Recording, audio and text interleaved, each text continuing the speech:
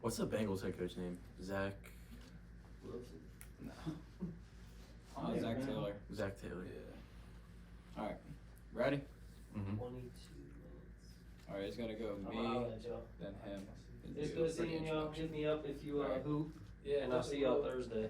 All right, man. And good luck. Breaking leg. I'm a dog. See you, bro. Good luck. I got this something on the computer. Audio should be rolling already, correct? Yeah, it is.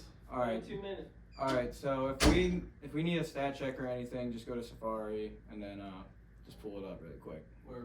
All right. Ready? What's up, everybody? Welcome back to Big Buzz. I'm Gavin. I'm here with. Boy, Kai's people. I'm Mason. Hey, welcome to the pod, bud. How are you Thank doing? you, man. I'm doing good. I'm doing good. Nice to Excited have to you be on. here, you know. Yeah, nice to have you on. So, But excited to talk some football. It's been a little bit since we last uploaded. Had some things going on, but we're back. We're back, and we're ready to talk some football. But let's go over a couple games before we get going. Ravens, Browns, not the results we wanted. Talk to me about it, Mace. disappointing, man, to say the least, you know. All around, like, team crumble, man. The Ravens come out swinging. We look great first 5 minutes of the game, and then defensive breakdown, offense can't produce, and you just see it crumble right in front of your eyes. Keaton Mitchell, though. Gotta get on the Man, ball. Got him to get on the ball. He's exciting, and the fact that he only got 3 carries is just disappointing, but hopefully they come and address it this week, you know.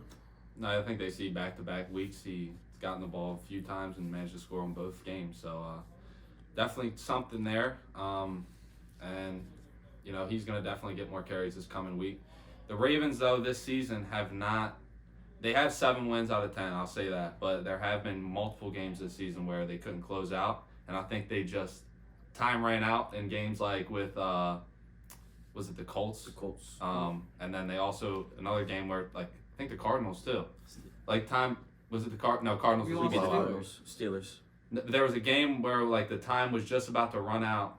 They had like kicked an onside kick. I forget what team it It was was. the Cardinals, yeah. Cardinals, Yeah, but we so, recovered that onside kick. Yeah. But like Second one. it's getting to like in the back half of the game. Why is it that much? Why is it that close? That's the issue. Crazy part is, my dad told me a stat earlier.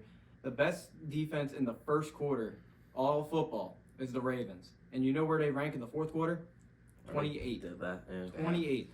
Yeah, that's nuts. That sounds like a coaching problem. That sounds like a strength and conditioning coach problem, too. Yeah, like, I mean, I don't know if necessarily our players are gassed, but you know John Harbaugh is sitting there, and he's, for years and years, he's got the reputation of, all right, we're up in half, and we're just going to run the ball for the rest of the game. We're going to run all the time. And you can't do that in this day and age. You got teams putting up 70 points.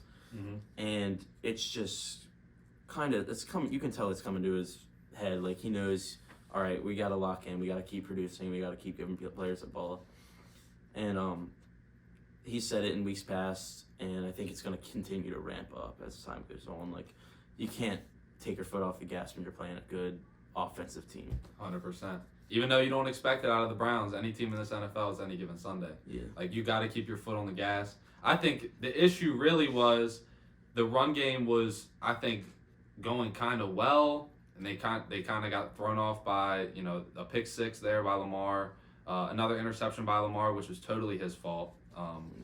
So, Both of like, them were definitely his fault. I don't know. The second one, The pick 6, I wouldn't The call that batted his ball? fault.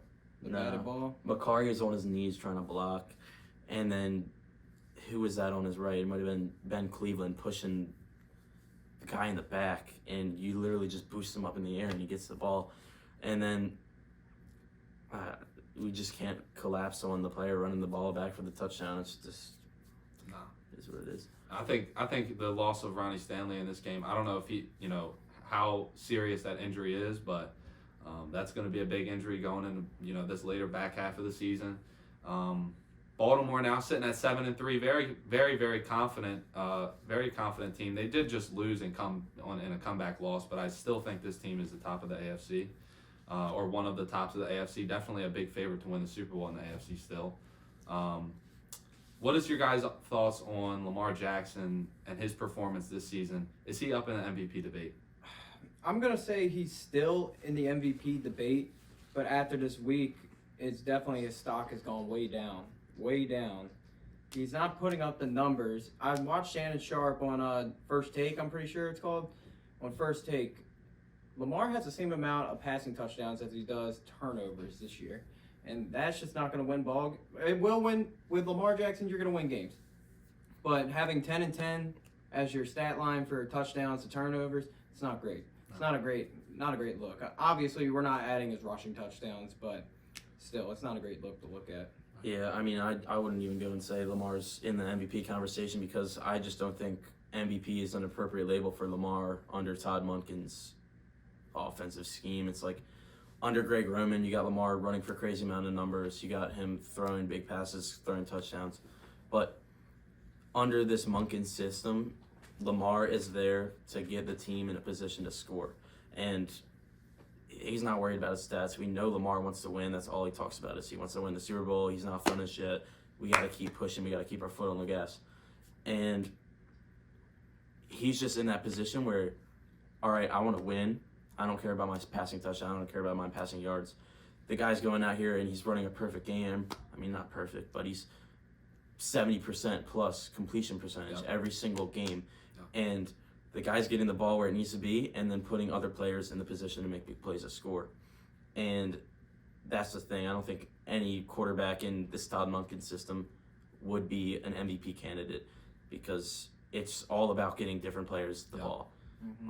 Getting players in position to score. And the only way Lamar is going to, or really MVP is generally a quarterback award.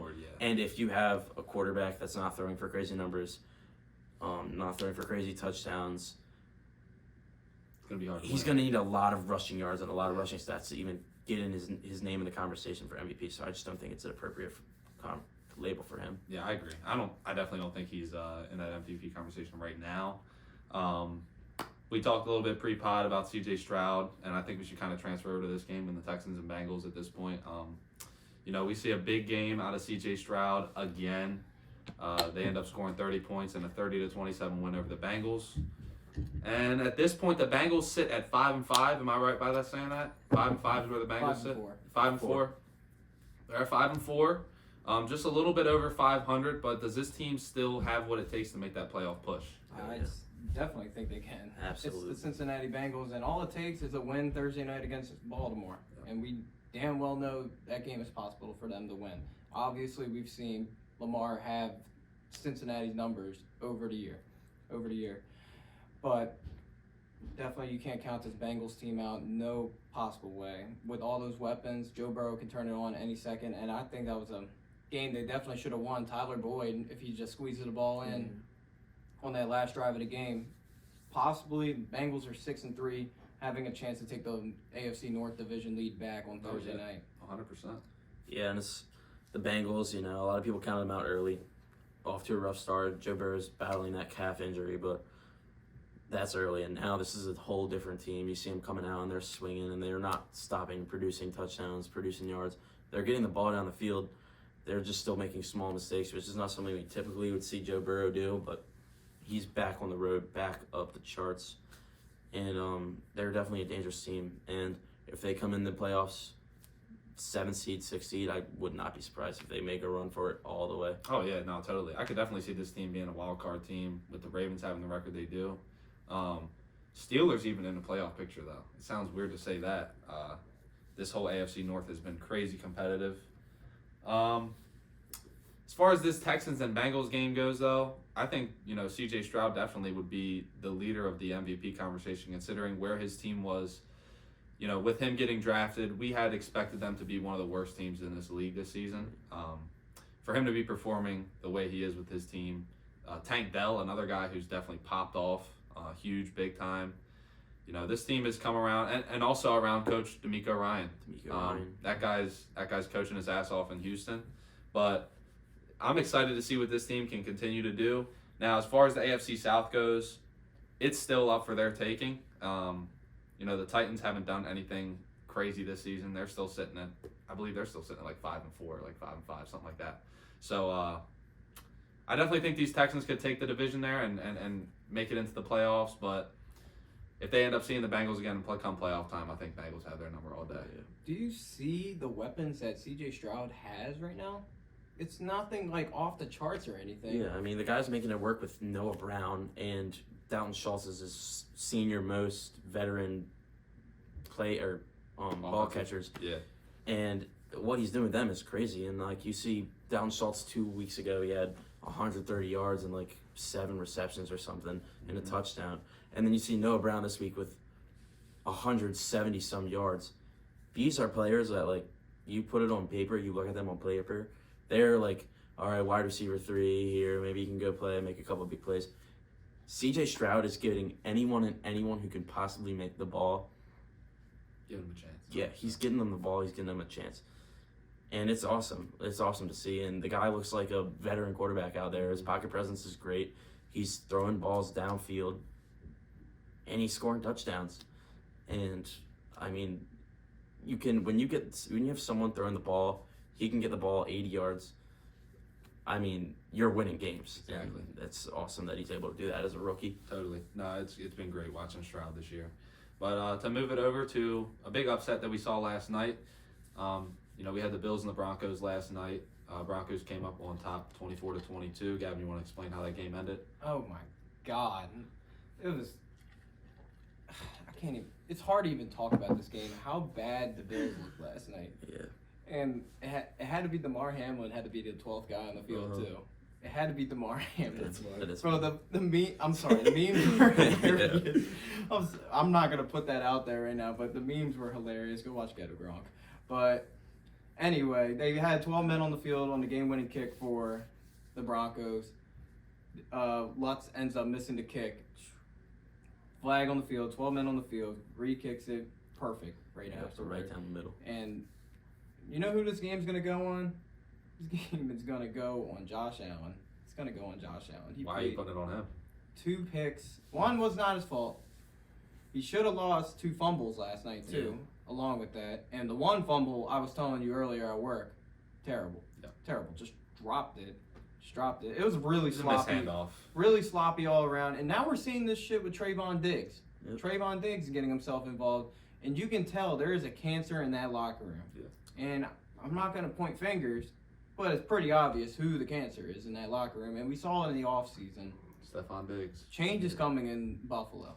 Change is coming. And I got a question for y'all. Has the Bills championship window ended? Ooh. I will say, yeah. It's ended. I'm not saying it's completely over for Josh Allen and the Bills, but with that team that they had, going into overtime with the Chiefs in the AFC Championship game, or was that the divisional game? I'm not sure. Divisional. So going into playoffs, or going into overtime in that divisional game, the team that they had right there was a team where we were like, they could win the Super Bowl next year. They're the favorites next year, and like this team is insane. The Bills are great.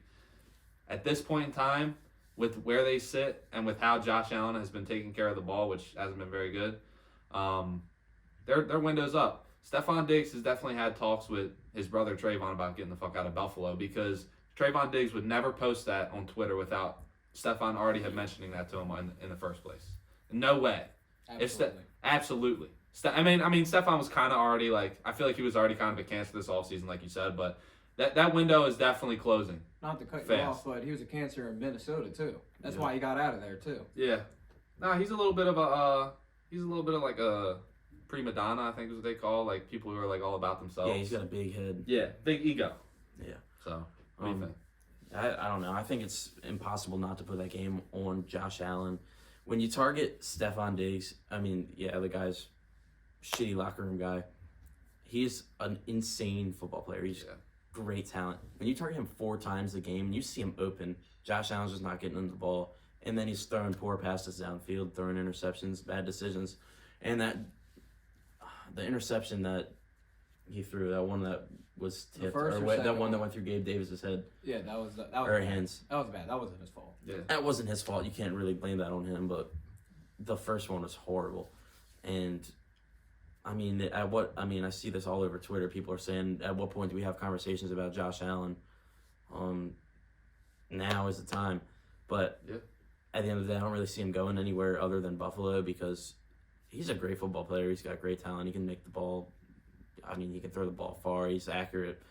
He just has rough decision making. And with Buffalo firing their offensive coordinator, I wonder how we're going to see this team, what direction we're going to see them go. Yeah, it's tough to be successful firing an offensive coordinator midseason. Yeah, You gotta roll out, either mimic the scheme to where you guys had it before, or roll out a lot of new shit, which is tough. They're gonna probably have like an assistant guy run it for the rest of the year and just mimic.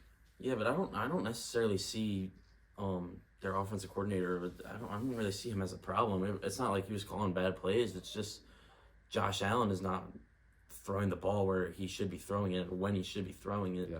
And every week, how many turnovers would he have? 11. He leads the league in turnovers. I think he might have 11 interceptions. 11 interceptions. 6 he leads straight games. Leads the lead in interceptions. And this is an MVP quarterback. this is an MVP quarterback that we're talking about here, and this is a top 3 quarterback in the NFL. Yep. Top 3 quarterback in the NFL doesn't throw 11 picks in 10 games. Nope. And I think it's around 15 total turnovers. It's getting bad. But I will say, with the firing of their offensive coordinator, I do remember a team that fired their offensive coordinator middle of the year and then ended up winning the Super Bowl. Do y'all know who that is? LA Rams. Nope. I don't know. No. Or was it the Ravens of The 2000? 2013 Baltimore Ravens. Oh yeah. The 2013 Baltimore. Oh yeah, they fired Kubiak. Yeah. Mm-hmm. Not Kubiak. They hired That was, Kubiak. Dean Pease. No, Was Kubiak it was Dean the Pease? next. It was Dean 2 Pease, seasons right? later. If I'm not mistaken. I No. don't know. Who the hell was it that year? Or was it Pagano? No, Chuck Pagano Pagano? wasn't there. No, it wasn't Pagano. I think we hired Jim Caldwell. That's our Super Bowl That's funny. offensive coordinator.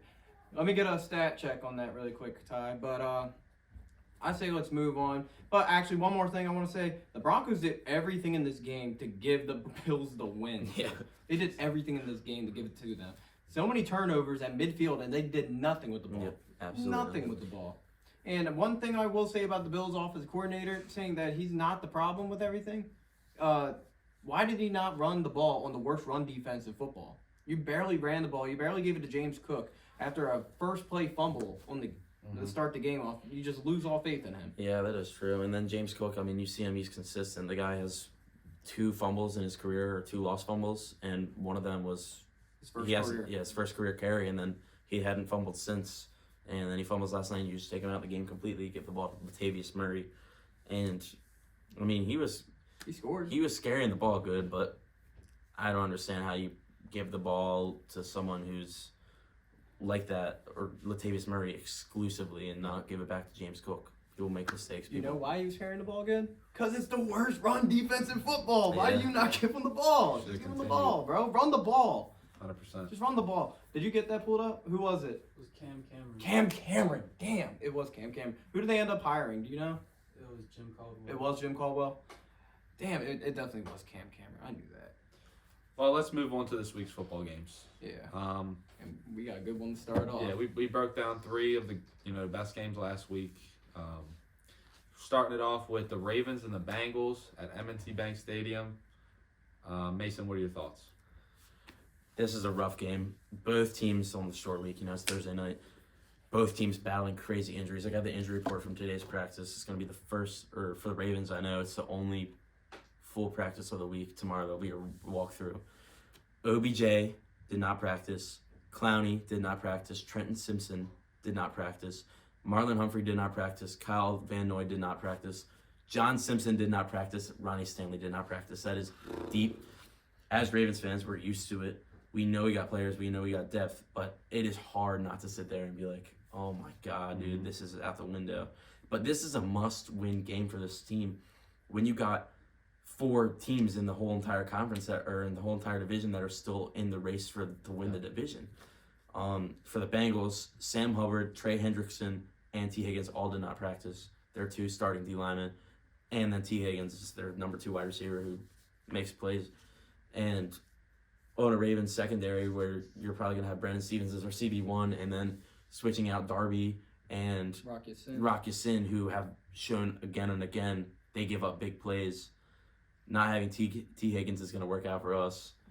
Totally. It's going to be great. But again, that injury report. You probably got Odell Beckham Jr. on a veteran day. Kyle Van Noy is dealing with a groin. Marlon Humphrey is going to be out. He's got a calf injury. Ronnie Stanley is probably going to be out. He's too injury prone. John Simpson is concerned, and we see our O-linemen go down every single week. We're going to have to plug and play some rookies and some people that we don't want to plug and play. We hear anything on Morgan Moses? Morgan Moses said I think Morgan Moses did say he's ready to play. Or he's there if he needs us. And it's looking good for him. Which, I mean, honestly, I'm fully confident. I'm at this point where I can say, sorry, Stanley, you had a good career in Baltimore when you were in your prime. I don't want you here anymore, man. Right. It's horrible watching the guy play. We pay him, you think he's due $28 million next year. And when you have Patrick Queen, all-pro linebacker, you have Geno Stone, young safety, the guy's proven himself again. He's a ball hawk. He can be a player in this team. And then you have Justin Madubuike, some guy coming out of nowhere. He's got 8.5 sacks this year. He looks great on the pressures. Could be all-pro. And we got $15 million to work with next year. We also are looking to re-sign Clowney, who Harbaugh said has been a Raven since day one. He just didn't know it yet. You got Kyle Van Noy, who's came and made a big impact. And you've got Odell Beckham Jr., who looks like he's loving Baltimore. Who do you re-sign? You only got $15 million. Yeah. It's hard to pick any of those guys to go, but I think Patrick Queen is a guy that's going to end up walking. I think Geno Stone is going to be a guy that walks too. I think Justin Madubuike is a guy you got to go get. With Patrick Queen leaving, you have Roquan Smith, and you see the change that the impact on that defense he made, and the linebackers in there. You drafted Trenton Simpson for a reason this year. Yeah, but he's not ready, though. He's going to have to be ready next year. I don't know, man. I think that, in all honesty, we got Marlon Humphreys due a big contract next year, which he's not going to go anywhere, and Stanley's due a big contract. Those are the two main contracts besides Lamar's. I don't see a world where Stanley doesn't get big pay cuts, restructure, or we just got to get him gone somewhere, because those three players that I named, Geno, Queen, and Madubuike, ideally you get two of them back, and it would more likely be Queen and Madubuike, because we do have Marcus Williams coming back, hopefully going to be good next year. And Kyle Hamilton. Now, we see us play a three-safety scheme all the time. It's working out pretty well, I'd say. I think we had Marcus Williams playing the slot this past weekend, too. Yeah, So, it would be Marcus Williams, or it would be Kyle Hamilton. They like to rotate them. But I'm all for it. We get what we can out of Stanley and get Queen and Madubuike back in Ravens uniforms in 2024. Queen's great now. There's no doubt about it. And I mean, Madubuike is great too. Keep him around. Yeah, I agree with everything you said right there. But with this game, this injury report, it's going to be hard for this Ravens team to overcome a lot of injuries. But we've seen it before, and they did that just fine week 2 when we played the Bengals. A lot of injuries. Marlon Humphrey didn't play that week. A lot of guys didn't play that week. Yeah, we had 8 or 9 starters out. We had too many guys out. And it's gonna be hard. Like I said, it's gonna be hard to overcome those injuries. But you see, 3 big names for them aren't practicing. Yep. No excuses. 12 big names for the Ravens. Yeah, it's a lot. It's a lot. But I'm not. Odell usually has the first week or first day of practice off. Yeah, that's probably a vet day. And then at the end of the day, this is a crazy rivalry division matchup. Anything can happen. We're living in a world where the Steelers can be the Baltimore Ravens, and that's when you know that anything can happen. Mm-hmm. And you see the Chiefs and the Broncos go head to head. This is a division game, regardless of who's going to play. We could have Tyler Huntley and Devin Duvernay as our number 1 receiver and starting quarterback, and I'm sure it would be a close game. Yep. But what was the spread on this game? I think it was 3.5 or 3.5 in the favor of Ravens. It's hard not to take the Bengals plus 3.5 from a betting standpoint. I'm gonna ride with the Ravens to win this game, but by a betting standpoint, I would probably take the Bengals plus 3.5 just because division games are always, like you said, tight games. You gotta take the Bengals to cover this one, I think. Yeah, I mean, if you're gonna take any of them, I would try to go in that direction, but I would just ignore the spread all alone or altogether, because who knows what could happen, especially with these teams. And for both of these teams, it's a must-win. Both of these teams need to win this game to solidify themselves in the top half of the division. Mm-hmm. Just avoid the spread, in my opinion. So you're gonna take the Bengals? If I had to choose, I'd take the spread of the Bengals. Yeah, but I mean, I still believe in the Ravens wholeheartedly. I think I'm gonna have to go Bengals here to win it and to cover that 3.5 point spread. I definitely think this Bengals team needs it more than the Ravens do. I expect to see the Ravens struggle until they have their bye week, especially with all these injuries and stuff. You'll start to see that stuff clear up as the bye week goes. You know, people have time and stuff to take a rest. But I definitely see the Bengals winning this one and coming out on top by probably a touchdown. I think it'll be, you know, a rough game for Baltimore, even though it's going to be in the bank. And I know some people. Blackout, baby. Yeah, it's Yeah, going to be black lit. versus white. Oh, it's awesome. That's going to be pretty lit. I ain't going to lie. I could even see it I could see it being like a crazy, like high scoring game too, like low key, like just being like a down to the wire Lamar versus Joe Burrow. But let's move on. I got the Bengals. You guys got the Ravens. Actually, no, you took the Bengals too. You took the Bengals to cover. I took the Bengals to cover. I got the I Ravens to took win. Bengals to cover, but I think Ravens still win. Okay. We'll see you at the bank Thursday. Yeah. So we got Chargers at Packers. Packers are 3-point dogs. It's in Green Bay.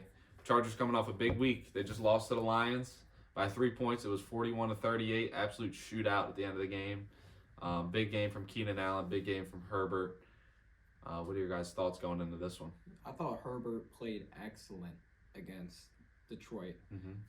That was a game that whoever's getting the ball last is gonna win the game. Yes. Honestly, Keenan Allen. I thought Keenan Allen was a good receiver, but this year he's taking it to the next level and becoming a great receiver. Yeah, and he's old too, and it's awesome to see an older player go and do great like that. Mm-hmm. And Mike Williams is out. He had to step up. You know, Quentin Johnston had a pretty good game Sunday. I thought Quentin Johnston, the first-round pick for them, had a pretty good game. And obviously you see defense for the Chargers is just not there whatsoever. And Derwin James is taking big penalties as usual. He has the most unnecessary roughness penalties in the league. He's got to stop doing that. He's one of the best safeties in the league, and he can't keep doing that. Yeah. No, that definitely throws a lot of things off. Defensively, I think the Lions are very weak. And the Chargers this season have been pretty weak too. Yeah. I feel like any game I see the Lions playing, then it's usually a pretty high-scoring game. The Chargers have a high-powered offense, though. I don't think the Chargers are going to be able to make a push into the playoffs, considering the competition in their division, and because the Broncos are now something out of nothing. Yeah. But you know, the Chargers have a lot of work to do. I think they'll come out on top in Green Bay and win against the Packers, but I definitely don't see this team having any type of run to the playoffs. And I mean, the Packers obviously not. Yeah. Yeah, I think Justin Herbert's definitely due for a big game. It was kind of the hype that he has. That was an appropriate game for that. Mm-hmm. That's kind of what you'd expect him to do. He had a great game, but in this game, I'm definitely gonna take the Chargers over the Packers. Packers struggled against the Steelers, who they have a good rushing defense. They have a good defense altogether, but I don't know. I think that was kind of a morality thing. It's gonna go down, and I got the Chargers. What's the spread on this one? 3 points in the favor of the Packers. It was in favor of the Packers? Well, in favor of the 3 points for the Packers. Plus And- 3. Yes. Okay, I was about to say, no way they were favored. No, not favored. And I like the Chargers to cover this. Yeah, I'll take the Chargers for that any day. Yeah. I mean, we don't, like, the Packers have kind of lost. They look like they had something in the beginning of the year. I think it's kind of gone. I had confidence in them. I thought Jordan Love would be good. It's not looking too good for him in there. I'm still not going to give up on Jordan Love yet. It's his first Yeah, I year. don't know. I mean, and he definitely shows like glimpses of talent. And you look in the pocket, he looks like Aaron Rodgers in the pocket half the time, He and does. it's cool to see.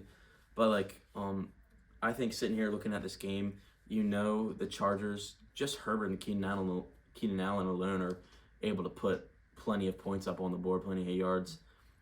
Who's going to do that for the Packers? Exactly. Jordan Love struggles to get the ball down the field sometimes. And Romeo Doubs, inconsistent. Christian Watson, inconsistent. They don't really have someone that's going to go and make the plays for them that they need to make to keep up with this offense. And if anything, it's going to be an offensive shootout. Both of these defenses struggle. Mm-hmm. But I think the Chargers will definitely have the heads up. It's been a lot of inconsistency from the two running backs, A.J. Dillon and Aaron Jones, as well this year. Nothing too much from them. Yeah, major bet too. I think it's definitely a Chargers game to win. Yeah, easily, and they need to win this if they want any chance of making the playoffs. Yeah. Next, we have the Titans and the Jags. Oh, I totally forgot about the Jags when talking about the AFC South a little earlier. But Titans play against the Jags divisional matchup. It's in Jacksonville. Jacksonville is favored by 6.5. Coming off of a huge blowout loss to the 49ers. I think it was like 33-3 or something. 34-3. 34-3. Yeah, so what are your guys' thoughts on this game going into It was it? a really disappointing game from the Jags. Yeah. I had the 49ers win that game, but I did not see that coming. Yeah, no way. I didn't see that coming. Trevor Lawrence did not have a great game. No touchdown passes, 2 interceptions. It wasn't his day. Just wasn't his day. Christian Kirk showed flashes of having a great day. Over 100 yards again. So that's something on the bright side to see. But for all bettors, rest in peace to the greatest bet of all time. Yeah. CMC anytime touchdown streak has come to an end. The dude fucking sucks. Yeah, they tried so hard at the end, give him the ball 4 straight plays, and the Jags sit there. They know it's coming, but yeah, that post game press conference was really funny. Sitting there saying he sucks and whatever. Yeah. But I mean, was it really gonna last that long? No. But I'm sure he'll get another 20-game streak going. Yeah, because the guy just scores touchdowns, and that's what he does. Yeah, the dude still had 142 yards on the. And I bet you the touchdown next week will be like minus 200. It won't be minus like 110 of what it's usually been. Because he's probably like absolutely due. Dude, it's always been he's absolutely due. Minus 140 it was last week. I've seen it at minus 180. 140 was it? It was only minus 140 last week. Damn. Kittle had a huge touchdown for that. We're not even talking about them. So, all right, screw the 49ers. We're not talking about that. Let's go back to the Jags and Titans. Titans coming off a loss to the Bucks. Wasn't a great game for Will Levis. Rookie struggles, finally, it seems like for him, cooling down a little bit. He had a decent game against Pittsburgh before, but it didn't translate to Tampa Bay. I thought Tampa Bay played a decent game against them, but both teams coming off a loss. But you know my answer. You know what I say every single time. When you got a division rival playing against you, you always take the points and the plus. Yep. You always got to. Take It's always Titans going to plus be a close 6.5. game. Titans plus 6.5. Yes. But I do like the Jags to win the game. Yeah, and I think we see. We've seen it multiple times watching the Ravens play these big teams. The Lions lose by 30. What was it? 32 to the Ravens, and then they went out last week and then had a great game, and they look again like crazy contenders. I don't think you can discount the Jaguars at all, though, and I think it's tough to go right ahead and say take the plus 6.5 because this is a hungry Jags team. They want that divisional win. I think they could go get it and call me crazy, but I'm taking Jags minus 6.5, and I'm taking the Jags to win. I really like that bet as well. I'm going to agree with you there, Mason, because I think it is a divisional game, but the Jags just coming off of a 30-point loss. They're coming to put somebody down by 30 this week. So they're definitely going to come out firing. I hope so. I'd hope to see the Jags succeed. But if they have a rough week this week and the Texans just so happen to come out on top against the Cardinals, which is a very winnable game, and they're at home, then it starts to look tough for this Jags team to make a playoff push. So next we have the Raiders and the Dolphins. The Dolphins are favored by 11.5 points, although the Raiders have had some promising recent history with this new coach. Team seems to be rallying behind him, and they really fuck with this guy. So what do you guys think? Dolphins are favored by 11.5, and I really think that's too many points to be given. This is in Miami? Yeah. 11.5 is such a weird spread. Yeah, it is a odd spread. Such a weird spread. But the Raiders, they played the Jets this past week on Sunday night. Watched that game. It was a really boring game. Yeah. Just field goal after field goal after field goal, and then Michael Mayer wants to catch a touchdown to ruin my first touchdown bet. Yeah. Yeah, screw you, Devontae. But anyway, this Raiders team doesn't look like they had too much energy to me. Nothing too much rolling for them, but obviously the coach I'd completely disagree. with McDaniels getting fired sparked something for them. It did spark something for them, but I thought that team did not have the greatest offensive performance. I thought Aiden O'Connell doesn't look great. Mm-mm. He's the typical I'm not going to do too much with the ball. I'm not going to do too much with the ball. I'm going to give it to Jacobs when I need to. And we heard from what their coach said, get the ball to the best player on the field. And his name is Devontae Adams. And that's what they did. That's what they did. They got him the ball. They got him the ball that game, but obviously not in the red zone. Yeah. Not where you want him to get it. But I thought Devontae had a good game. And not seeing much from Jacoby Myers as well. Ever since the quarterback change, I feel like that's killing my fantasy team. Yeah, I really disagree with you on that, Gav. I'm sorry, brother. The Raiders, I think, definitely have something cooking. They didn't put up a ton of points, but the Jets have one of probably the top 5 defense in the league, if you just look at stats. And, with Aiden O'Connell as your starting quarterback, I don't think you can expect to score many points, especially when you're playing against a great defense. So I really don't see this coach. I see this coach coming into a struggling program, and for him to win his first 2 games, it's very impressive because his team's ass. Yeah. But I also think that this team's kind of rallying behind him. I saw it happen last year with Steve Wilkes in Carolina. Like, the team just really fucks with the coach. So they want to play for him and they want to win. And that's what this Raiders team seems like they want to do. I see him putting up a great fight with the Dolphins. I might even bet this right now, plus 11.5 on the Raiders, because the Dolphins are a great team and they're very high-powered offensively, but Max Crosby has shown that he is an absolute beast defensively. I mean, he might even be in the running for defensive. Yeah, he might be in the running for defensive player of the year. He is serious, bro. Who's gonna cover Tyreek? Who's gonna cover Jalen? Marcus Peters, bro. It ain't done yet. We ain't done yet. His old ass ain't covering shit. But look, nonetheless, I mean, I definitely think the Raiders have a chance to cover this spread. They're not a great team, but I think they have something cooking for sure in Las Vegas. Yeah, you got Antonio Pierce coming in. The culture, everyone loves it there. You see him smoking cigars in the locker room after a random win in the middle of the season. Yeah, they got smoking blunts. Random wins in the middle of the season, but they're celebrating what should be celebrated, and they're coming out of here and making something out of nothing. Exactly. Beating teams. A win's a win, and you got a coach that's rallying behind the players. They obviously love him. They all want him to be there. It's hard to take a team that's loving football and they're successful right now. Shit, they're going to keep rolling. Exactly. Honestly, I'm taking that plus 11. What is it? Plus 11? Plus 11.5? Yep. Plus 11.5 too. I don't know if they'll win, but I mean, they're on the track too. And I don't know, man. I believe in them. I believe, like, they got 2 straight. Why not get a third? Exactly. Keep the ball rolling. Their playoff chances are pretty much gone. They are gone. Yeah. But hey, if you really like this guy Antonio Pierce that bad, if there's a possibility at all that he's going to be your coach next year, you got to keep winning. Exactly. And I think that's something that would be in their best interest. They obviously love playing for the guy. And I mean, the guy's got practice squad players on the sideline, something you never see before. Yeah. He loves the culture.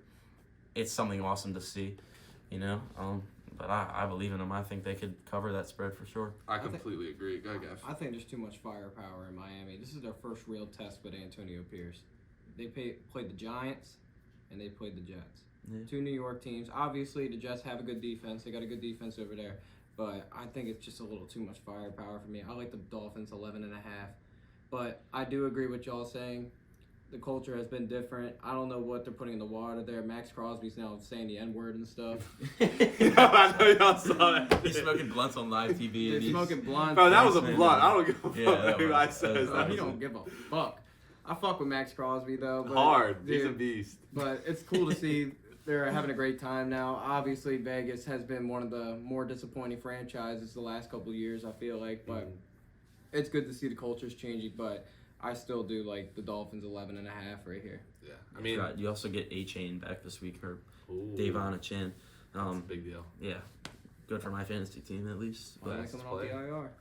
They say he's the fastest player on the Dolphins. I don't know after that injury, though. I don't know. We got to see a foot race. I think I was going to mention one more thing with that game, but it slipped the tongue. So we're going to move on to the next up-and-coming team. The Carolina Panthers face off against the Dallas Cowboys. You want to speak on this? Yeah, sure. I'll start it off. So what's the spread? 10.5. We're in Carolina, so 13.5. Hold on. You're telling me that the Raiders are giving 11.5, but Carolina's getting 10.5? Yeah. Really? That's kind of, I don't know why that's a little crazy to me, but go ahead, keep going. Nah, I think the Dolphins score more points. But the Dallas just put up 49. On the Giants. Yeah. I know, but It's still, not super impressive. 49. I feel like the 49 Giants is like a points in the backyard NFL is football 49 points in the NFL. Yeah, that's true. I mean, this Carolina team, I don't really have much to say. I've had the rant about this needs to change. At this point, nothing's gonna work. There's no real point in pushing for anything because you don't have a first round pick, so there's no real point to like try and lose any games. And then there's also like you want to kind of instill some confidence in the front office that this head coach that you just hired and this rookie quarterback that you just traded everything away for is actually worth something. You need to have some type of confidence going into next season. So I would really like to see this team come out and do something well against the Cowboys. Do I expect that to happen? Absolutely not. So I think we're definitely going to lose by probably more than 10.5 points. But the fact of the matter is, we have, some guys on our team who look pretty promising. I think Chuba has came out and looked pretty promising as a running back one. Miles Sanders kind of lost that role. Bryce Young has played like shit recently, I think. Honestly. He's looked better in some games, and then he's just looked a lot worse in others. So, like, he's on like an uphill battle right now. He's in a terrible situation in Carolina. And another thing I was bringing up with you guys were saying, this is what I meant to say about the Raiders game, is Antonio Pierce coming in as an interim head coach. Carolina had that last year with Steve Wilkes, and I regret, as a Panthers fan, I had no say, but I really regret that they let him go and didn't just keep Steve Wilkes. I think Frank Reich, he could be a great coach for Carolina, but when you have the culture like that and your players, we were winning games towards the end of that season last year. So, like, when you have the culture and you have your team together, that is more important to me in the NFL. You want your team to be playing together. Because you see, the Bills, a couple years back, they were playing together and they were playing at a very high rate. They were playing great. Diggs was getting 100 yards a game. They were playing absolutely amazing. And then now it seems like shit's starting to fall apart. They did lose a couple guys or whatever, but nothing drastic. And they're playing like a different team. I think the culture has changed in that locker room, and that's why a lot of shit's changing going south. Carolina, they could have had a big thing with Steve Wilkes last year, and keeping him along, I think, would have made our season this year a lot more successful. But unfortunately, they decided to let him go. Panthers, plus 56 in this game, I think we still fucking lose, dude, honestly. Yeah. Honestly, I think you're right, absolutely, with what you say about the Panthers. They got nothing really to play for. Like, no first-round pick. They got no playoff hopes. At this point, it's just about getting your young players the ball, seeing what they can do with it. Who's the rookie you guys drafted? Quarterback or wide receiver? Wide receiver. Jonathan Mingo. Mingo. Throw the ball to Mingo 15 times this game. Why the hell not? Yeah. See if Bryce Young is capable of making tough passes. I wouldn't be surprised if we saw Carolina just, all right, fuck it. Let's see what these kids are capable of. You got them giving Chuba Hubbard the ball a lot over Booby. And, I mean... It's kind of funny. You shouldn't Booby. You got him giving, Miles Sanders, Booby. Why you call him Booby? That's his nickname. Is it really? Booby Sanders. Booby Sanders? Booby Sanders. You got Chuba Hubbard getting the ball. Good for him. Let's see if we can get the ball rolling. And then you got Mingo. Get ball. Holy shit. Get the ball to Mingo. See what he's capable of. He looked good at college. He looked great in college. He looked pretty good in some of the NFL. He's had some good games. Yeah. And you see him. He can make catches. Yeah, obviously, absolutely. He's good after the ball. Let's just see if he can get 150 yards and 2 touchdowns this game. Why not? Because you're probably going to lose by 50 anyway. Exactly. And I'm going to go out there and make a ballsy bet, and honestly, probably not going to pay much, but shit, I'm going to take the Cowboys minus 25.5 because why the hell not? And that's I wonder probably how a much I lot. would pay out. That's probably It's probably like plus 420, honestly. I couldn't imagine it being that pretty crazy. good odds. It's pretty good odds. For a but straight bet. Yeah. That's a good straight bet. I told you, Kaz, what I think this Panthers team should have done.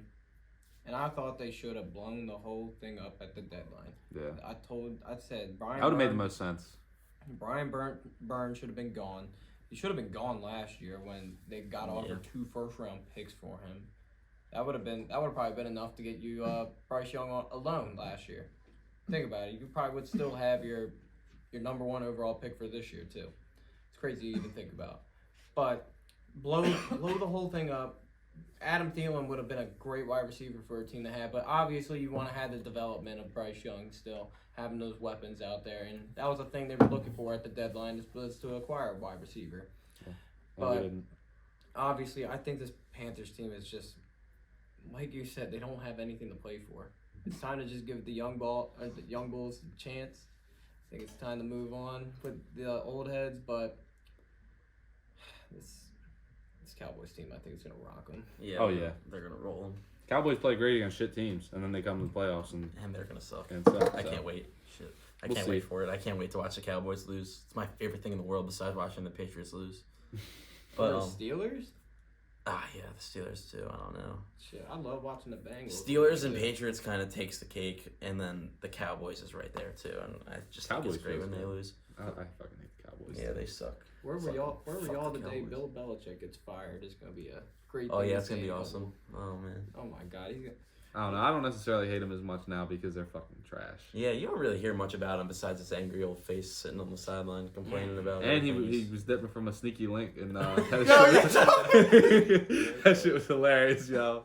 I was telling Jimmy, I was like, they got your coach out fucking doing a walk of shame outside of some chick's house. Anyway. She took his shirt too. Back, yeah, she kept that fucking cut off hoodie, didn't she? So then we got Cardinals at the Texans. Texans are favored by 4.5. Texans just beat the Bengals as we spoke about before. Cardinals now have Kyler Murray, who won against the Falcons last week. Kyler Murray looked pretty good out there. I was impressed with his first game back and came out on top with a dub. So what do you What's guys the think spread? here? 4.5 in favor of Texans. Dude, I I'll take like the that. Cardinals in this one. I No. thought that Cardinals team played pretty well on Sunday against Atlanta. Kyler Murray looked like he didn't lose a step either. And I have a question for y'all. Will the Cardinals roll with Kyler Murray next year? Yeah, I mean, if they didn't get rid of him this year, you got plenty of. How many teams still are looking for a quarterback this year? Probably like 4 or 5 teams needed a quarterback. They didn't want to get rid of Kyler Murray, even though he's sitting his ass on Xbox playing PlayStation or playing Call of Duty and Fortnite. Exactly. The new But- one literally came out the week he comes back. Yeah, I Bro, know, he it's was funny he 'cause was his years around. steaming. He He didn't play none of that shit. Bro, He took his little yeah. ass home after that win and sat on Call of Duty for the next 4 days. But honestly, I mean, they're gonna stick with him. See how it works out for him. I was waiting for the guy to quit the NFL and go play baseball or something. Yeah, it's crazy. He was a first round pick too. Yeah. He was a first round pick. It's crazy he never lost a high school game in football. It's the craziest stat ever. I feel like a bunch of NFL quarterbacks haven't lost. Like Yeah. Trevor Lawrence, Trevor his Lawrence first loss lost on came in the Saturday. NFL. Yeah, his first loss on a Saturday. Or was no, like his first, last not year. the NFL. Yeah, his first No, loss on no, Saturday. it was his first loss in the NFL, wasn't it? Or was first in loss the NFL. ever. I'm talking Yeah, about. first loss ever was in the NFL. Well, it was on a Saturday, but he lost a game in college. He definitely lost. He One, lost a maybe. national championship. Then who am I thinking of? Because one quarterback did do that. They didn't lose a game until the NFL, There's probably. and it was. I recent, know too. Trevor Lawrence definitely never lost on a Saturday until that playoff game last year. Yeah. Imagine being that nice at football. You just never lose a game. Nah, he's playing scrubs. Fuck. High school. Trevor Lawrence was probably no, Kyler Murray went to fucking high school in Texas Yeah, and never lost. True. It might have been him too. Oh no, he definitely lost some No, games. he I definitely don't think lost. he ever won a national. He never won a national No. championship. He I don't only. know. I feel like he was like some of these like he played for Lincoln Riley. I feel like it's like all right. You played 1 year for Lincoln Riley. All right, you're the number 1 pick. Yeah. You're the number 1 pick. Jalen Hurts turned out to be great when he went there. Baker Mayfield, number 1 pick. Kyler Murray, number 1 pick. Caleb Williams getting ready to be the number 1 fucking pick. Lincoln Riley, USC. No. Yeah, but he used to be for Oklahoma. Yeah. Yeah, I mean that's interesting to see. I think I definitely am gonna disagree with you here. I don't like the Cardinals at all. Yeah, me neither. Definitely gonna take the Texans in this. What do you Yeah, got? Texans. I mean, right now, C.J. Stroud is playing out of his goddamn mind. The guy's gonna be top 3 in MVP contention. Oh yeah. He's gonna continue to play out of his mind. I got the Texans by a mile in this one too. Maybe not by a mile. I'm taking the spread. I'm taking the money line. Mm-hmm. Yeah, they'll win. I think they'll win. I don't think there's any real question. Give me Texas money line, but I Keep the think spread. Cardinals are going to cover this one for. I You don't could know. be right. I don't know you what get it these is. little It's sneaky just ones when a right. team gets a lot of hype around them, they always flop the next week. Yeah, I mean, And I think that's something that's going to happen. shit, you're next right. week. I don't know. Now you got me thinking. Nah. Nah, fuck it. Roll Texans. We we got divisional, here game next week. Steelers and Browns in Cleveland. Browns are favored by 4 points. This is going to be a big game for both because I feel like these guys are both of these teams. Well, the Browns are actually second in the AFC North right now, but I realistically see both of these teams being on the bottom half of the North. So, who is going to be third in the AFC North? The Cleveland Steamers. Ooh, I like it. Yeah, no. The Steelers aren't anything special at all, and it's a miracle that they're even winning.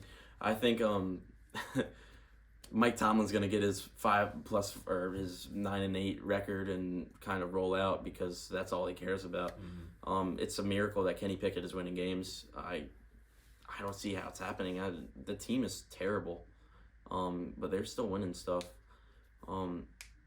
In all honesty, the way I look at Kenny Pickett and the way a lot of Steelers fans are looking at Kenny Pickett, if you're not lying to yourself, the guy's like a shitty Brock Purdy.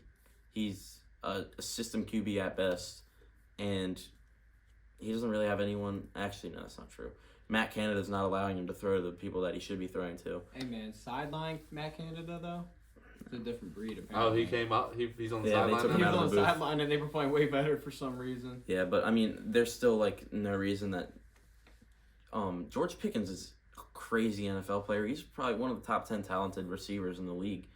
Throw him the ball more. Mhm. It's crazy that you're not throwing him the ball. And He's got weapons. Deontay Johnson's there. Deontay Johnson looks great too. Freiermuth.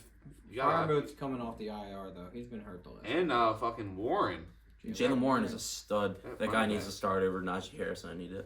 I was about to say, Najee Harris, what the fuck is up with that guy? Yeah, no, that I guy's. thought- Bro, people were shitting on him his second year. I was like, dude, it's a second year running back. Relax, he'll be fine. Dude, he fucking sucks, Yeah, bro. man. He fucking sucks. I'm He's done slow as defending shit. this man. Yeah, that guy should be a security worker or something. Get off the football field. Do biggest shit in athletic.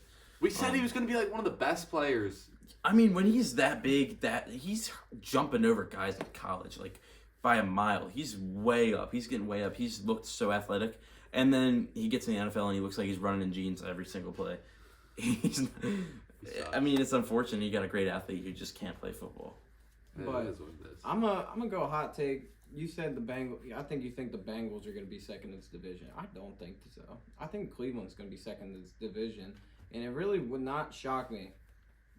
Y'all are gonna get in my ass.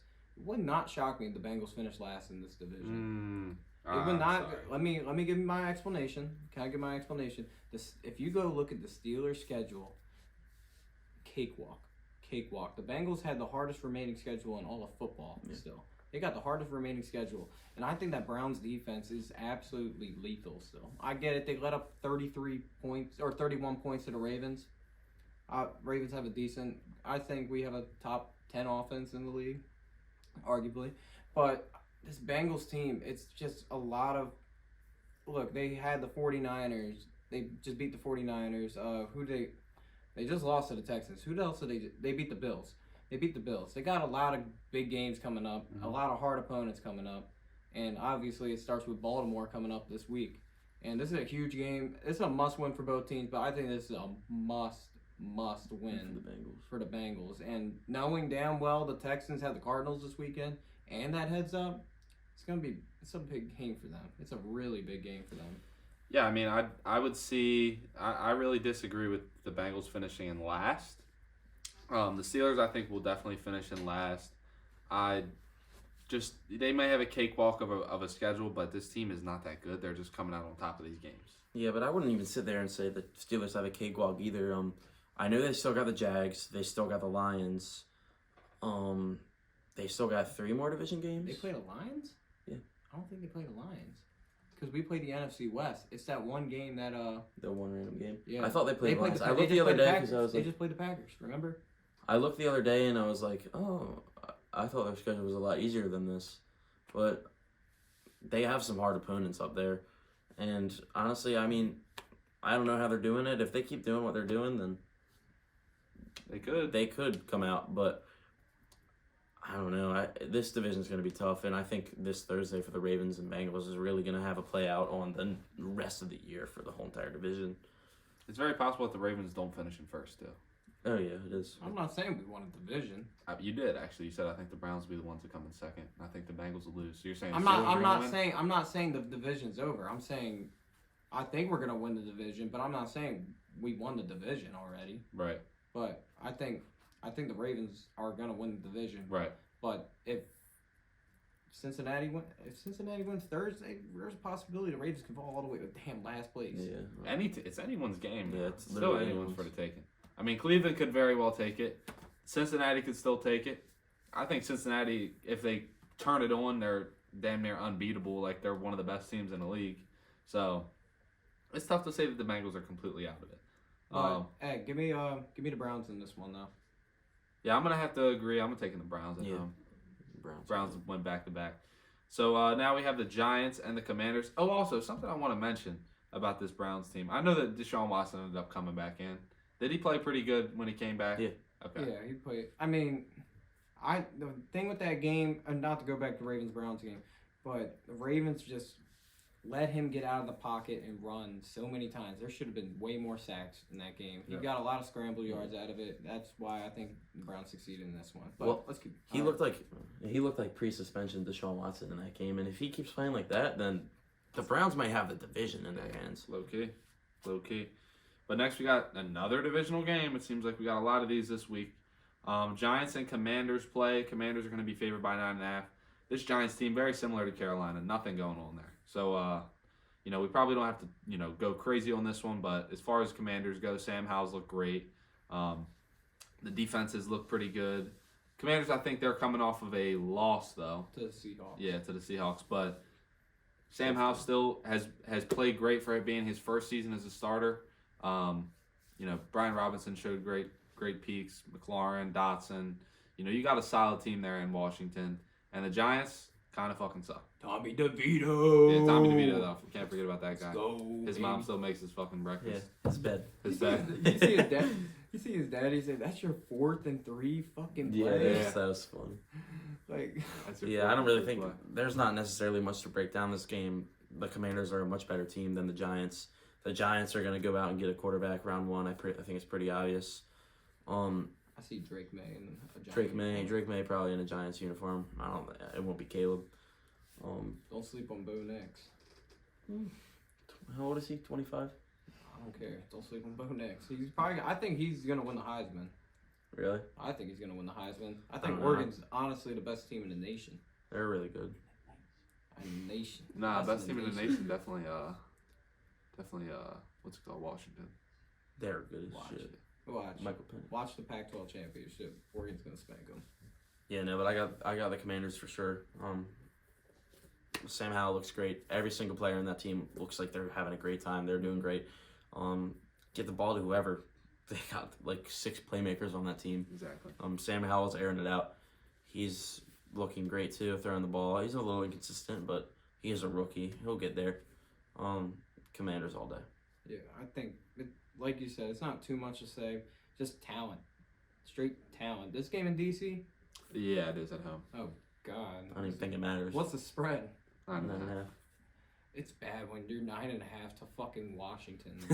9.5 to Washington. I mean, Washington really isn't that bad. They're not bad.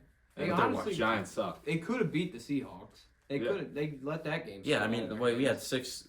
This week wasn't a really good week for saying like, oh, they're coming off a loss because we had 6 losses of kicked field goals to expire time. So, Yeah. 6. They had 6. 6 games this week ended in a field goal. Oh yeah, and Monday Night Football. It was Yep. the most on Sunday, and that wasn't even 5 on including Sunday Monday and then night. 6 on Monday. So, I mean, And the Wow, first Panthers teams. game was a field goal too. mm-hmm. It was they lost by 3. I don't know. That's just No, score but was the three. game didn't end in. I'm saying it ended in. Oh, a okay, field, I like got you. with time running out, game ended in a field goal. Gotcha. Yeah, from the team that was behind before. Yeah, Commanders all day. It's not. Obviously, Not really defensive much side of the debate. ball for the Commanders can use some work, but Yeah. I don't think they're gonna have a nice field day against the Giants. Mm-hmm. So next we have another divisional game. This is Indeed. going to be Bears versus Lions. Lions are favored by 9.5. Another one of these games, but the Bears I think are a little better than the Giants. The Lions sit at 7-2 currently. just something to think about. So this team is very dominant. Come playoff time, do you guys think they will still have the same success? Yeah. I don't know. It's just not a lot of playoff experience on that team. Is Yeah, my thing. That's the rough part. That's kind of what you could see like with the Orioles this year. No experience. Yeah, but what's his face? What's the coach's name? For who? Lions. Dan Campbell. Dan Campbell's got heart, man. Yeah, People he love does. playing for him. He looks like a great coach. And yeah, playoff experience, they're lacking that. But I don't see a reality where the Lions aren't a great dominant team. Like, you got one fluke, them losing to the Ravens by 30. And that's obviously a fluke. The Ravens are a good team, but the Lions are a great dominant team. That loss doesn't define them at all. And you see it this past week. The Lions look great. I'm taking the Lions all day. Is Justin Fields gonna come back this year? I don't know. It's confusing. I don't really know what's going on with him. It sounded like maybe they're like, you can just sit down. Just sit down. We're gonna tank for Caleb. Yeah, that's what it's looking like. But at the same time, no, I'm not even gonna get into that. It's just odd that you kind of don't see. Last year was a pretty deep draft, and if they're gonna go and abandon Justin Fields like that, why not do it last year when you have C.J. Stroud and Bryce Young coming out? Yeah, you had the pick too. You had the pick. You didn't even need to I think abandon they it. had. I think they definitely were coming off of last season with the feeling that Fields was going to be performing, putting up big points like he did. I definitely agree with that one. Yeah, Chicago was playing well at the end of the year. Oh, yeah. they were. Or But not winning games wise, but they were playing good football. Putting up They they're were putting playing up numbers. But at the same time, like, I feel like at the time, I remember saying, like, they're not anything special, and Justin Fields is just, like, he's an athlete. He's making plays. He's lucky. I still don't see the arm talent, and sure, he can run, but he's not throwing the ball downfield like that, and he's not doing it consistently either. So, I don't know. I saw through that. I don't think the Bears were ever anything special. Yeah, but just like the last game, I think just talent wise is gonna take over. Oh yeah. And something I want to talk to y'all about really quick. You saw that Montez Sweat signed with the Bears after he got traded there. I don't understand. Why do you trade Roquan Smith for a second-round pick and then sign him to a mega deal that's worth more than Roquan when you know Roquan's probably Way better than Montez Sweat. like I don't know. Yeah, not really. I don't really know much about Montez Sweat. I know he's a great player, but obviously you sit there and you look at Roquan and you watch Roquan in the Ravens uniform. The guy looks like, I saw this video the other day of Roquan hyping up the whole entire team. I saw it on Twitter. There were probably like 50 comments of Ray Lewis gifs.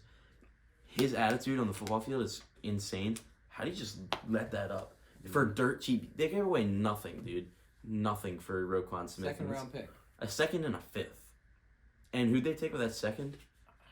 Oh, their second turned into Claypool, right? That second my God, turned into it did. Claypool, which is hilarious because It Claypool's a did. tight end on the Dolphins now. And he hasn't got a You're single considering snap. it as a tight end? That's what they were gonna use him as. That's what I saw. I haven't followed up on that at all. Dude, but when he he's a got traded, they were like, "Oh yeah, they were gonna use him as a tight end." Bro, motherfucker said he was a top 3 wide receiver in the league, and he's not even a top 3 wide. Stick Bro, they to made him change TikTok, his whole buddy. position. Stick to TikTok, Man, buddy. You suck ass that bad that you had to change your whole position. Anyway, give me the Lions 9.5. Yeah. Give me them 9.5. Mhm. I'll take the same spread. So we move on to the Buccaneers and the 49ers. 49ers coming off of a huge win against the Jags. Bucks coming off a big win as well, though. 49ers are favored by 10.5, and it is in San Francisco. 10.5. That's a lot of points. I think I like 10.5. Bucks. The Bucks are coming off a win against the Titans. Baker's been playing well. Yeah, he He's has. been playing well. I don't know if that's the guy you're gonna have next year going along. If he can give you a playoff run, I don't see why there's not a shot he gets a chance. I don't know what y'all think about that. Let me hear something. Yeah, no, and honestly, like, I hated Baker in a Cleveland Browns uniform because he was so hyped up, and he wasn't that player. Like, he wasn't. But now you see him underrated on the Buccaneers, and he's got the grit, he's got the heart. You see it, and I can't help but root for him now. Like, he looks good. Like, he's definitely an above average quarterback, and sitting on the Bucs roster, he's throwing to Mike Evans, he's throwing to Chase Godwin. Keep it going, and you got what's his name, running back? Rashad White. Rashad White Guy's a looks beast. great too. He's explosive beast. The Bucks got a good chance, and at 10.5, I'm taking that all day. Who's this again? The 49ers? Yeah. The 49ers, though, they're coming off a big week after 3 weeks of terrible, what are we watching? This is not the 49ers. So that's another thing you have to consider. I think just a bye week and a reset did it for them. Yeah, but I mean, at the end of the day, I still got the Buccaneers. They went shot for shot with, dude, I'm blanking. Titans, shot for shot with the Titans, and all the Titans aren't a good team. You see the potential that they have on the offense to score touchdowns and keep scoring. I like 10.5 for the Buccaneers. Yeah, I mean the Bucks probably are going to be in contention with the Saints at the end of the year to win this division. So Brock Purdy also had a good game. Not to cut you off. last week. Yeah, Brock Purdy, 296 yards, 3 touchdowns, no interceptions. And all of a sudden, people don't want to talk about how Brock Purdy is some shit now. Yeah. After they were already giving up on him. It's a week-to-week league. We Yeah. know that. But we're talking here about the 49ers, who I think, if not for the Eagles, are definitely the best team in the NFC, and then now the Lions are up there and in the debate as well. So that's probably the top 3 in the NFC right now. We got Don't Lions. sleep on them Cowboys. I'm sleeping on the Cowboys. I'm sound asleep They on them. They're ass. Dax looked a lot better. I don't like the Cowboys. They play a good team, and it's a different story, bro. It's a different story. I thought they played well against the Eagles.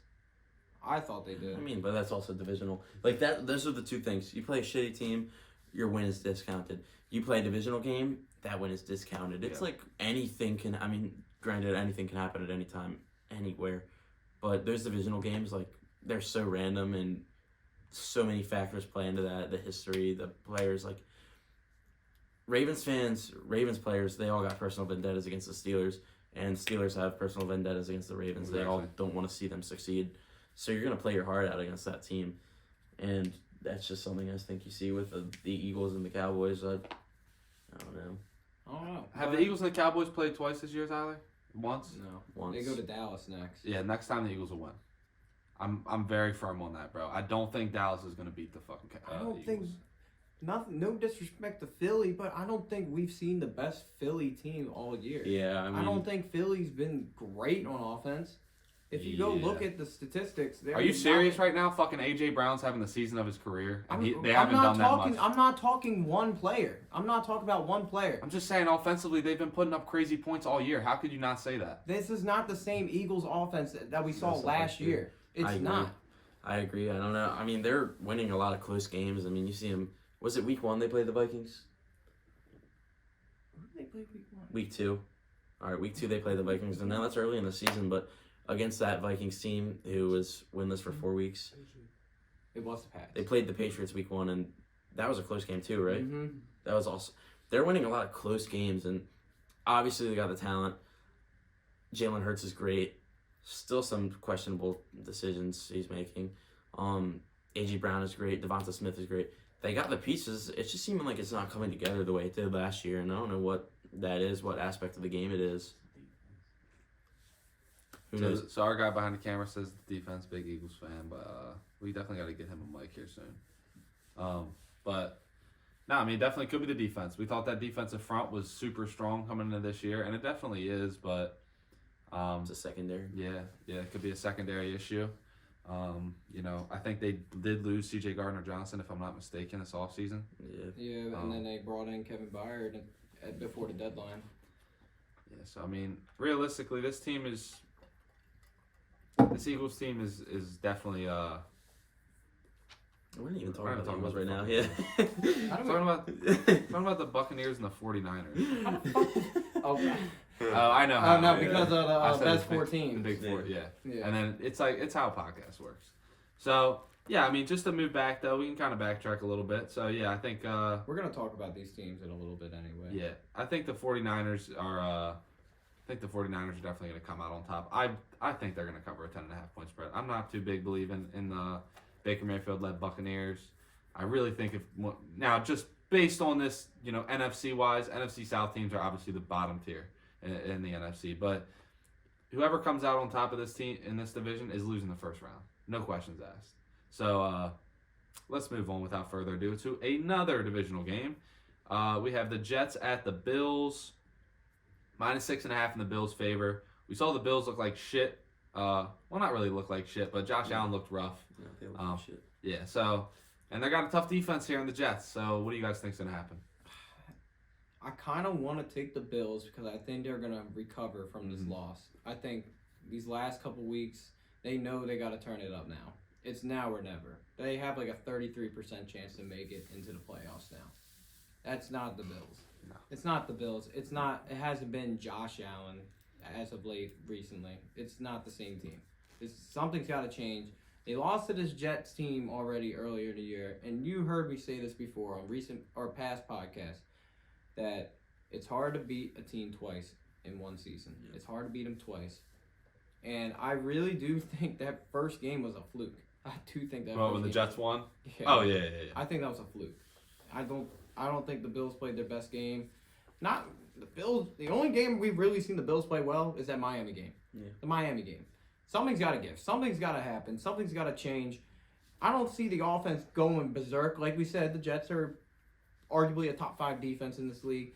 And something's got to change. I think the Bills can change that narrative this week. I don't know if they're going to cover 6.5. 6.5's a little bit of a stretch for me. Division games are, like we say, you play them tighter.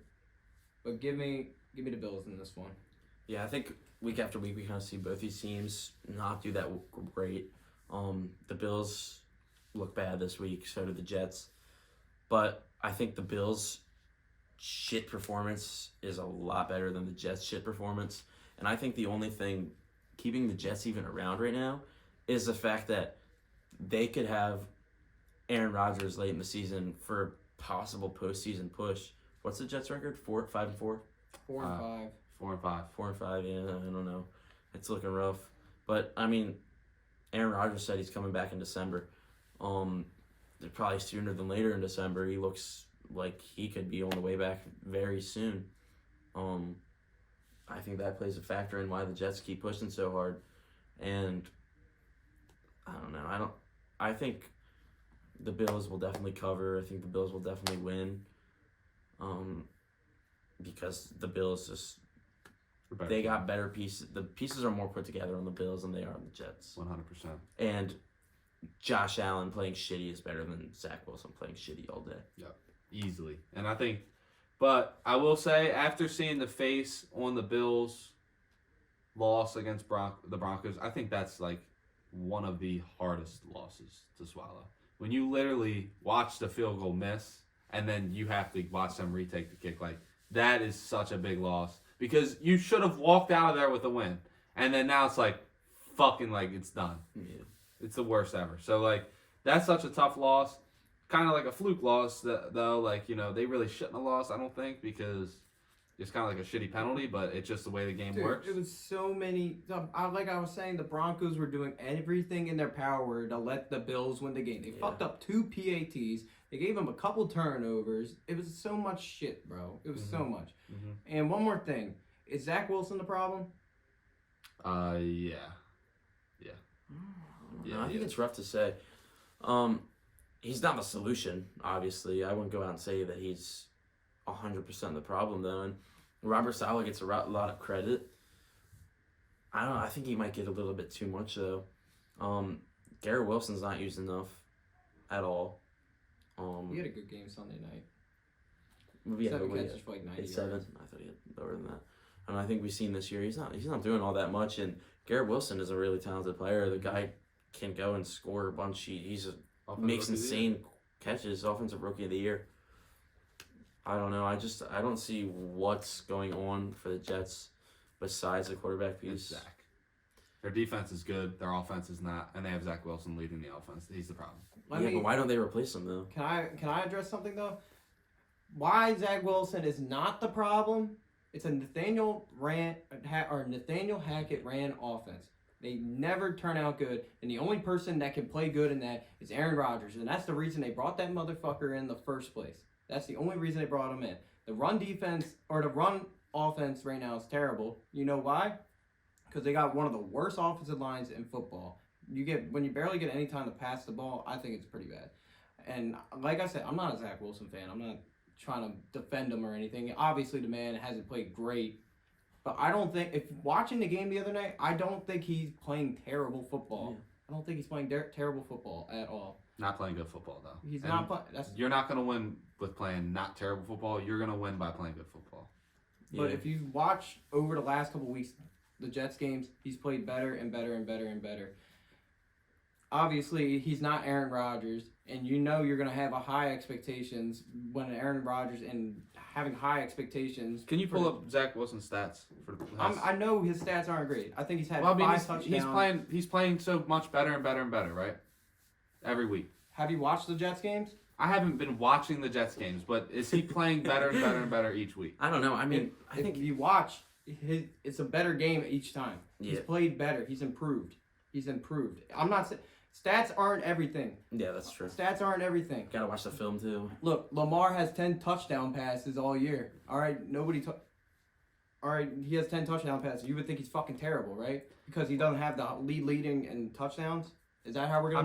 I'm not saying that. I'm just saying hypothetically, if this player is getting better and better each week, then that means he's playing better football. He's not. Statistics will show you as a quarterback. I understand the decisions you make and whatever the plays being called and that stuff all has an effect. But if somebody is advancing each week, their stats are getting better every week. You're getting more passing yards. You're getting more passing completions. What have you? Whatever the case may be, this defense is completely holding this team on.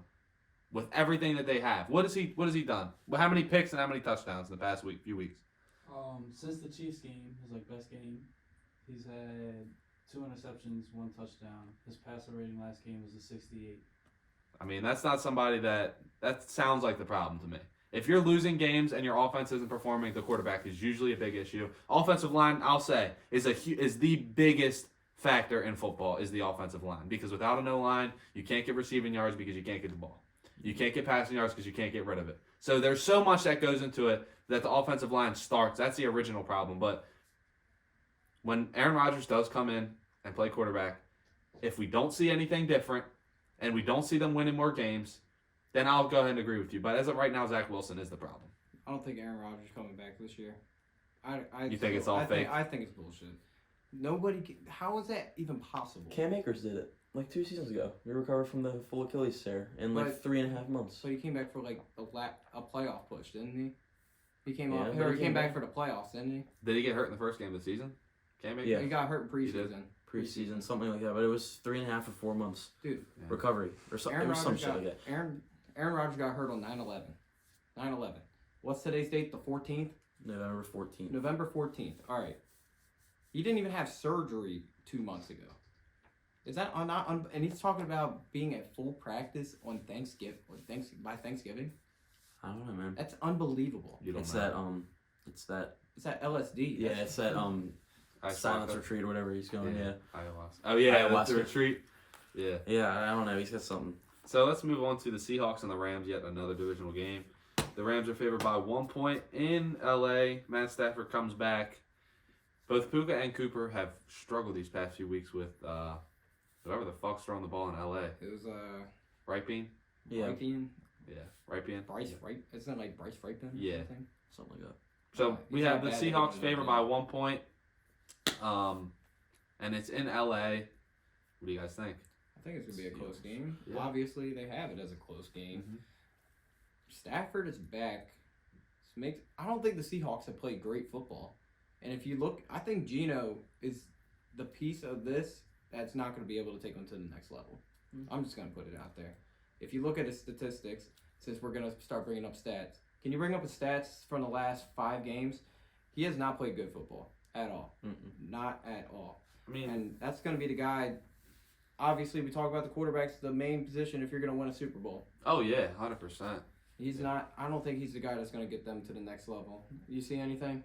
Yeah, last 5 games, his best game he had a 113 passer rating. Worst game he had a 49.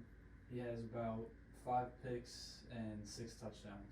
Yeah, he's not playing. It's that not. great. It's not a good level of football. 5 picks, 6 touchdowns. Yeah, and with the weapons that he has too, like he's got a decent new line. It's not the best. It's not the worst. He's got Zach Charbonnet, rookie. I don't know why they're using him as much as you are, especially when you have Kenneth Walker back there, coming off of Offensive Rookie of the Year campaign year. That's a whole nother conversation to have. Why the hell is he getting so many carries and Kenneth Walker isn't? And then you got DK Metcalf. He's DK Metcalf. And then Tyler Lockett is, year after year, he's a downfield threat. Don't forget about Jackson Smith-Njigba. Yeah, JSN too. I mean, the guy looks insane. They have all the pieces. It's just not coming together. And I would agree that Geno is probably that part. He looked good last year. Was it a fluke? I don't know. He's having a down year. It happens. He's also getting up there in age. I mean, we're running out of time now for Geno to be talking about franchise QB.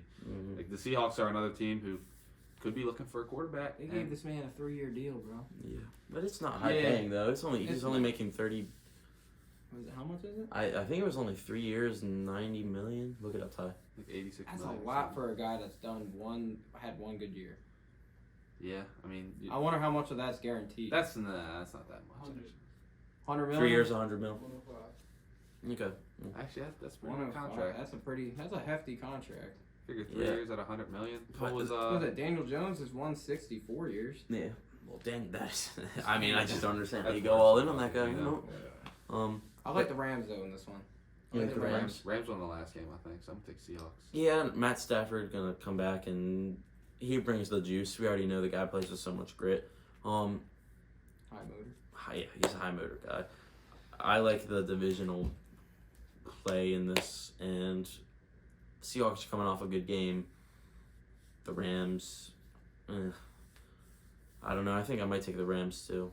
It's hard for me to take them just because Stafford's first week back, and I think they kind of lost a lot of their what they had going with Stafford there. They were looking pretty good, and then I just think it's kind of fell apart now. It's like, Actually, yeah. Scrap that. I'm taking the Seahawks. yeah, Hey, another thing for the Seahawks, defensive rookie of the year, Tariq Woolen has not had a good year No, at all. yeah, he's getting burnt this past week. I saw him get burnt 5 times. I you don't know know. who's probably going to win Defensive Rookie of the Year this year? Jordan Davis. I was thinking even Devin Witherspoon. That's possible too. But I think Jordan Davis Jordan is Davis. the second year. Jalen Carter. Jalen Carter. My fault. Jalen Carter. Who'd you say?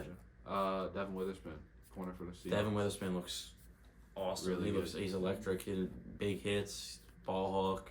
He looked great at Illinois. He looks great here. Yeah, I think that guy could definitely win it. But next we have Josh Dobbs and the Vikings playing against the Denver Broncos.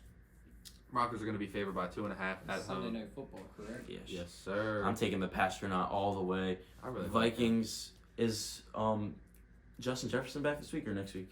I don't think he's back. I don't think he's back this week. He's back next week then. He's been practicing all week.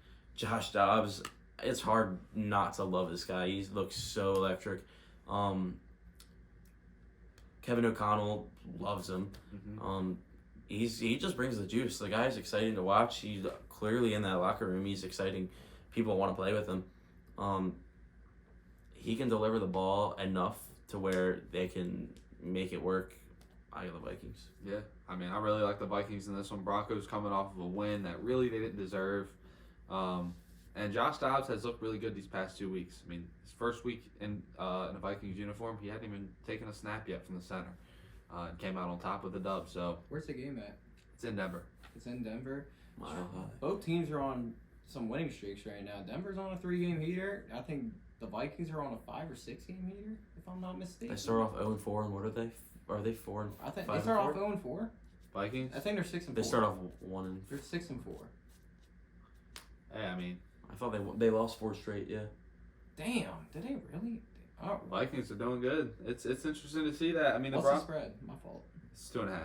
2.5. By the way, I'm saying all this stuff for everybody. In the beginning, he just doesn't listen. So 2.5 is the spread for the second time. Yeah, third time now. I like Denver to at least cover this game. Might as well add it to +3.5. But I think Denver's gonna keep rolling in this one. I think Russ is gonna keep cooking. Nah, Broncos are favored by 2.5. They really have them favored? Yeah. Yeah, that's crazy. That's Vikings all day. What? Hawkinson coming Wow. off a great week. Addison is playing insane this year. And then, who else they got? They got Powell more involved. He's a second-year player, first year? Christian Powell? Yeah. I think he's a second year. Second-year player. He looked good. They got weapons. Alexander Madison has been playing too great. Cam Akers is out. Vikings' run game's been non-existent this year. That's their but they don't even need it because Josh Dobbs runs the ball with efficiency and he runs it good. I see the Vikings winning this game all the way. Yeah, I see the same thing. I see them covering a +2.5 spread as well. I might lock that in as well right now because I think that's an absolute lock. I think Denver's defense is going to cool Josh Dobbs down. I think Surtain's going to hold Jordan Addison down. I think the run game's not going to be too, obviously, like we said, it's not going to be too efficient for this Vikings team like it has all year. Denver, I don't know why. Watching them last night, I said Russ, I was like the lowest air rate. Air time. It was like 3 yards. That's the average amount. Oh yeah, all he was doing was throwing down checkdowns. It was all he had like, late in the fourth quarter, I remember I looked at it, he was 21 for 25 or 161 yards. I don't know what he finished with. He was just throwing checkdowns all day. I mean, when you have 21 completed passes, having 160 yards is crazy. That's insane. The dink and dunk isn't going to work against a team that has the possibility to throw for 50 yards every single play. Mm-hmm. And I don't know, man. I really like this Vikings team led by Josh Dobbs. I like it too. I really think the move to get Dobbs, I really see him having a home there. But next we move on to Monday Night Football. This is by far the game of the week, potentially even one of the games of the year. We have a rematch of the Super Bowl, Eagles at Chiefs. Chiefs are favored by 3 points. What do you got? This is rough. I can't wait to watch this one. Yeah, this is going to be a good game. And honestly, call me crazy. Both of these teams, I'm not too impressed by this year, and I know they're both the 1 seed respectively. They both don't impress me that much.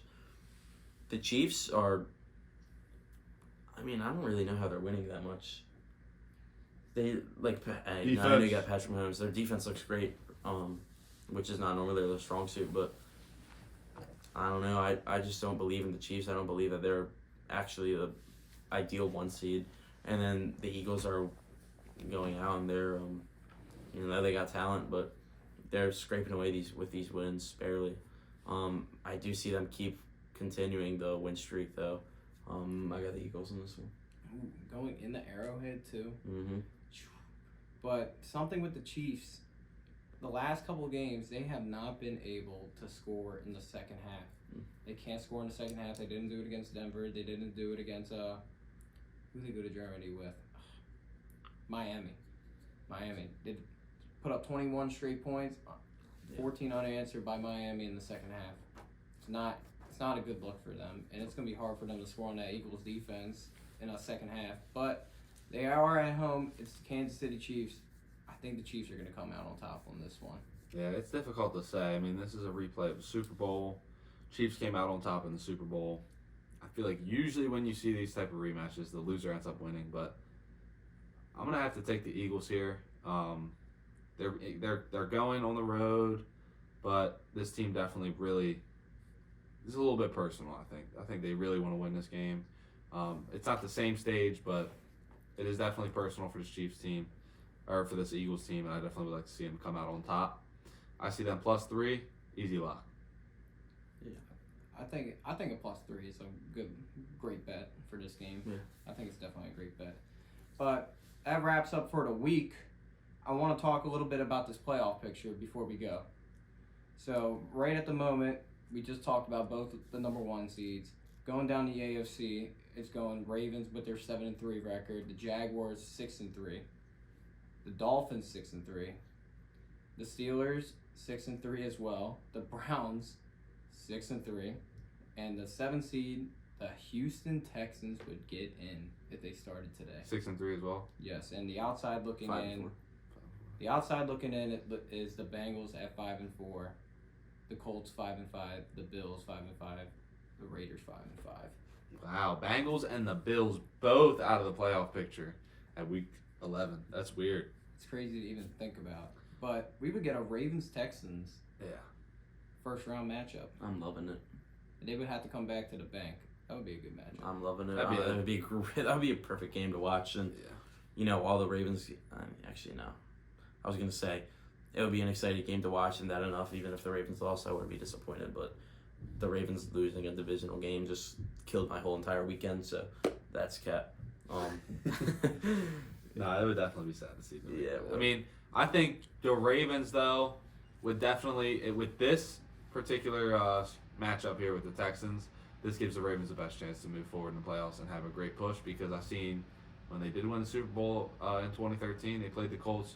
It was pretty much, I won't want to say a layup, but it was a pretty easy game. Rookie Andrew Luck.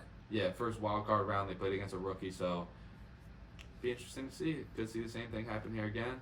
And I mean, the Super Bowl logo was, I believe it was colored green and or red and purple for Red and 49ers purple. and purple and Ravens. So Yep. Vikings Chiefs, baby. Vikings Chiefs, that too. You never Dude, know. I would not be surprised if I saw it at all. It could. The Vikings- Vikings are like in my head. I see the Vikings possibly going all the way. I can't see that. I see it happen. Dude, can you imagine if Josh Dobbs took this Vikings roster all the way to the Super It Bowl? would make me They'd sick probably to come my in- stomach. 6th or 7th seed, and then they would just come in from behind, like, and they would get to work. And you got Justin Jefferson coming back. You see what they're doing with Josh Dobbs throwing to Addison as his number 1 receiver? Mhm. What's he doing with Justin Jefferson when he's got some? Josh Dobbs' best target in the past couple of years has been Marquise Brown, Hollywood Brown, in the Cardinals uniform. He's gonna be throwing to a top 3 receiver in the league, arguably. I don't know, man. I got faith in him. I love the Vikings. It would make me sick to my stomach only because just seeing Josh Dobbs make it to a Super Bowl before Lamar Jackson Yeah. would kill me, and just the Who says it's roster, gotta the be roster before? difference. What if it's purple on purple? It could be. You might be on to something. But let's talk about this NFC playoff picture. The Eagles are the 1 seed, and the Vikings would actually have to play the 2-seeded Detroit Lions if they started today too. That would be a fun matchup. Division rivals. Division rivals. But we also got the 49ers at the 3 seed. The 4 seed would be the New Orleans Saints. 5, the Seahawks. 6, the Cowboys. 7, the Vikings. And the outside looking in is the Bucks, Commanders, Falcons, Packers, Rams. Who was this? Who was in the? So you had the Eagles, the Lions, and what was the 3? Niners. Okay, Niners and the Bucks, and the and who were the last 2? Oh no, it was Niners, Saints, Seahawks, Cowboys, Vikings. Bucks are on the outside. Expect to see the expect to see the Saints fall, Bucks come up. Towards the end of the year, I see that swap making a change. Really? Yeah, I Yeah. see the Saints. Something I want to talk about with the Saints really quick before we go. Is Jameis Winston the starter? Hell no. Oh. Mr. Crab Legs himself. Did Derek Carr get hurt? He replaced him in the game on Sunday. James Winston did? Yeah, and he old Jameis fashion, 2 touchdowns, 2 interceptions. Yep, and he throws. Did you see that touchdown pass? He literally runs all the way across the field, lobs it up. The most Jameis Winston pass you can imagine. It's literally in A jump ball. a jump ball. Guy rips it out of his hands, comes up with the touchdown. Jameis Winston, look, I love that guy. He's hilarious. He's not the guy, man. He's purely a locker room guy. That's like if the Ravens brought back Mark Ingram. Honestly, really? the locker room guy. He sits there and he daps up every single guy after every single game. He's a perfect locker room guy. I think he should stay that way. Bro, he's fucking hilarious. He is so Yeah, funny. he's definitely one of the funniest guys in the NFL. But y'all got anything to say before we dip out? Not much. It was super nice having Mason here on the first pod. Expect to sir. see this guy's face a lot more, as well as many other new ones. This guy's definitely a beast, though. He knows a lot about football, as you guys can see. So super excited to keep having him back and keep bringing you guys more content. But Hey, thanks Mason. We'll see y'all next time. Peace out. what That a was shit, really what a terrible shit throw. throw.